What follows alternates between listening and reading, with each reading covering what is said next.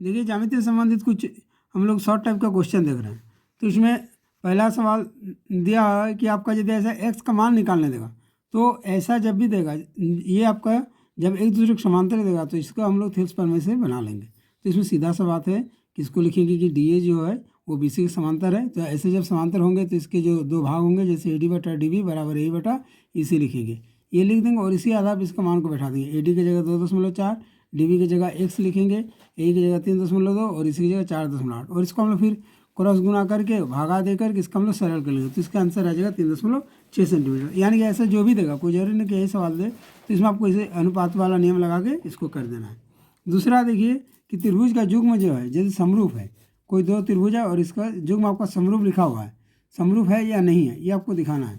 तो यदि समरूप है तो उसका कसौटी यानी कि उसका कंडीशन लिखना है।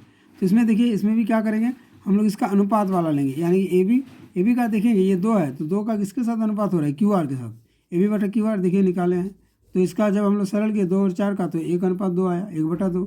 इसी तरह हम लोग बी सी का देखिए 2.5 और 2.5 का देखिए डबल है 5, तो 2.5 का इसका 5 हुआ, तो इसका भी 1/2 आया।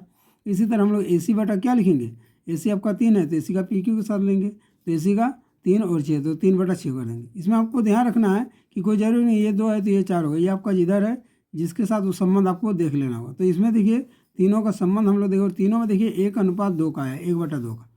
तो इसका अनुपात जब एक दूसरे के समान होता है तो उसको हम लोग एस समरूपता कहते हैं।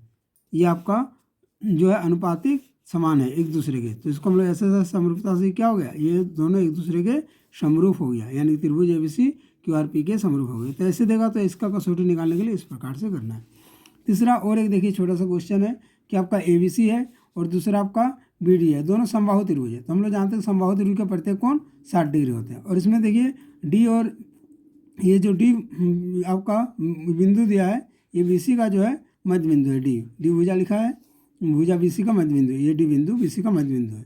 तो इसमें हम लोग क्या करेंगे, ये बड़ा जो त्रिभुज है एबीसी और दूसरा है बीडी, तो इन दोनों का क्षेत्रफल का अनुपात निकालेंगे।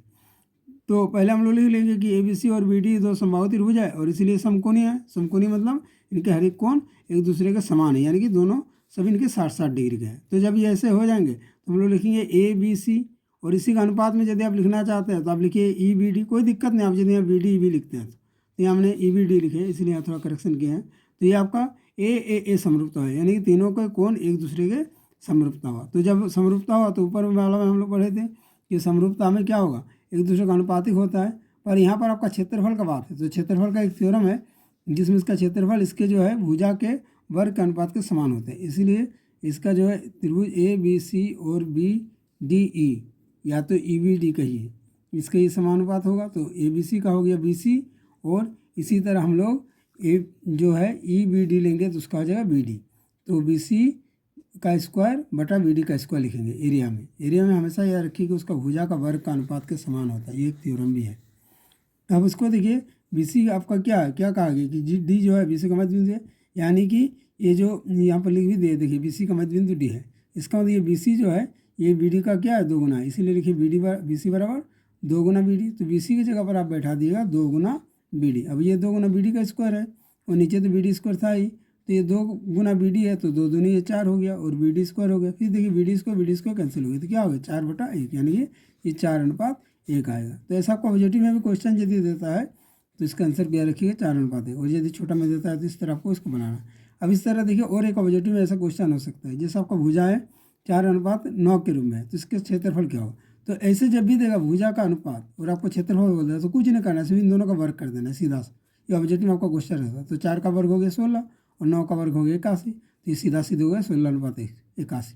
और यदि ऐसे मान लीजिए आपका 2 नंबर क्वेश्चन में देगा तो ये लिखिए और कारण लिख दिया कि 2 समरूप त्रिभुज के क्षेत्रफल का अनुपात उसके संगत भुजाओं के वर्गों के अनुपात के समान होते हैं। तो इस तरीके से हम लोग इन छोटे मोटे क्वेश्चनों को हम लोग देख लेंगे। ओके।